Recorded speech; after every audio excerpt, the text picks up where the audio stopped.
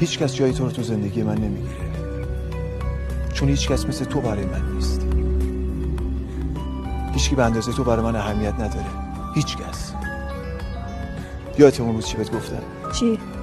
اینکه دوست دارم. ولی من ازت متنفرم. سخته میدونم نمیشه روزای رفتم